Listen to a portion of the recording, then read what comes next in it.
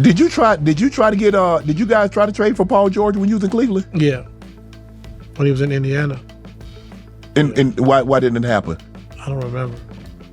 Damn. Yeah, we tried to get him. PG, LeBron, and Kyrie. Ooh. That might have been enough. That might have been enough to come back. Yeah. Because now you can throw LeBron. I mean, obviously you let PG start with him, and then you can have LeBron, but you still got guys. Now you got 3 guys that can really score the basketball. Yeah. LeBron, Kyrie, and PG. And K-Love can score. Yeah. So man, we tried.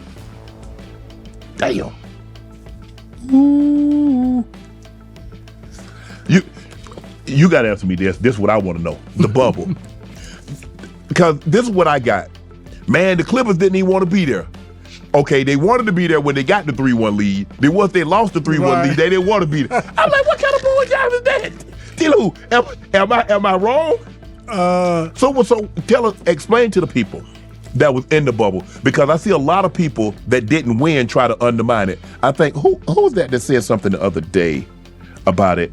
I think it was the GM, right? GM. Was it David Griffin? No, the one at Philly. Morey. Yeah, Daryl Morey. Daryl Morey. Now he almost blew the whole thing up talking about what he was talking about. And now he want to talk about the championship don't mean nothing. Now had he won it, I guarantee he wouldn't been talking about that. I'll take it. Give it to me. I'll take it. So how, with the team that you guys had, did you lose a 3-1 lead? And you guys had double-digit leads in every game. Yeah. Man, Jamal Murray and Joker, like, they took it to another level. Yeah. They took it to another level.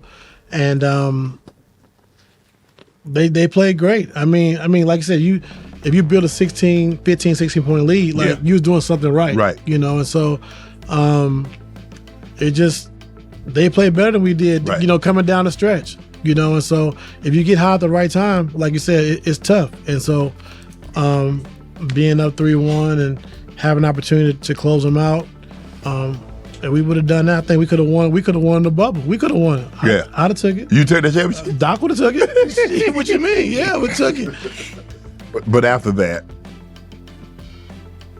Doc ends up getting fired.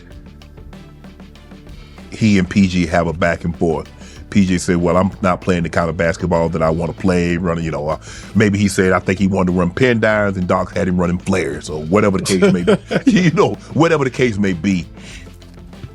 I've really never heard you say anything about, obviously players move on, and you understand that, having played in this game, having coached in this game, that players are going to move on. And sometimes we might not ever get out, but we don't see eye to eye. Me and the player don't see eye to eye. Is there ever a scenario where you feel player said something that you would counter that, or you just let it walk? I let it walk. I mean, that's just something that's egregious. Oh yeah, testing my manhood. Like, you want to scrap? We can. Nah, I ain't running from that. You know what I'm saying? Like, but yeah, I ain't running from that. But like, players gonna be upset. They're gonna say what they're gonna say. But I think if you're the leader and you're a coach, like, you gotta take the higher road. Right. I do believe in that. And so, to me, like, I'm always gonna take the blame, whether I'm wrong or not. Right. And so, if you're the leader at any corporation or any profession, like, if you the leader of the team, like, you should take the responsibility and you should take the blame, right? Even though 100% it wasn't, right? But my job is to take that pressure off you guys, so you're not getting crucified, and so that's just how I feel it should be, And so I wouldn't go back and forth with a player, I wouldn't do that. The Lakers had a vacancy. You was in the running. I think LeBron called you a couple of times, wanted you to take the job. Why didn't you take the job?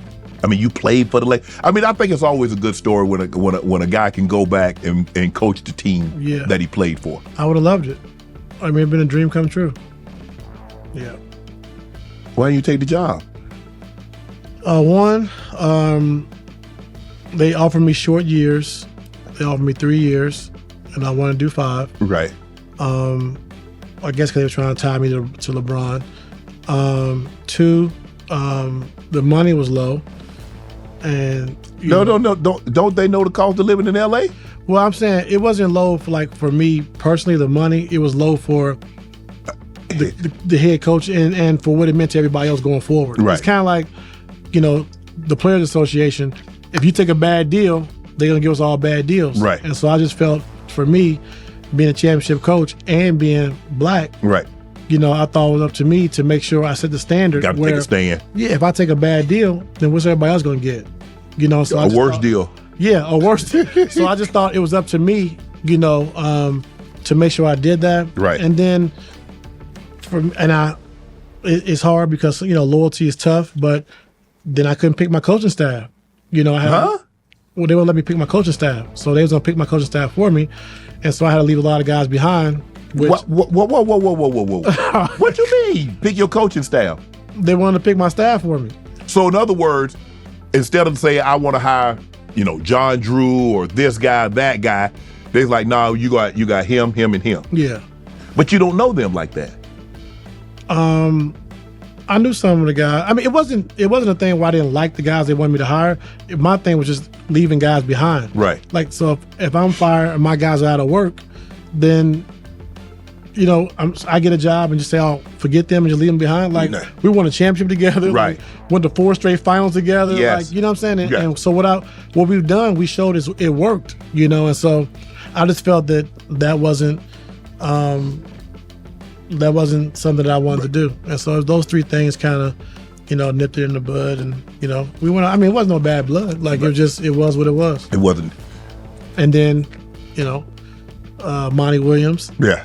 Saved the world, getting that big deal. Yeah. And then, because we had coaches meetings in Chicago just talking about, it's going to be hard to fire coaches if we make more money. Right. And so they don't really respect us as leader, as the organization. Like, we run a $1 billion organization. They don't really respect us. Like, we getting $3-4 million. I mean, that's a lot of money. But I'm just saying, in the coaching world, they can just let you go. They paying, some teams paying 3, 4, 5 coaches. But like Monty Williams. So I told Steve Kerr. I told Phoenix. I told Doc. I told Spo. Like, because this was 4 years. Like, y'all the face of the league as far as coaches. Like, y'all got to get the money up. Right, you know what I'm saying? Right. And they're like, well, whatever. And so 2 years later, Monty goes and gets the big bag deal for in Detroit. Yeah. And then he gets the bag, then Spo, then Steve Kerr, then Pop, and then me. You know what I'm saying? And then now everything's gone up, you know? And so, and I think it's fair. I think, when you have a coach and there's 15 players and you like the 14th highest paid player. I mean, out of the players and the coaches, like that ain't fair. Yeah. Like, and so I thought he did a really good job of just, showing appreciation for coaches and because it's a hard job. Want to join Club Shay Shay? Become an official member by hitting that subscribe button, where you never know who's going to be joining us for drinks and conversation.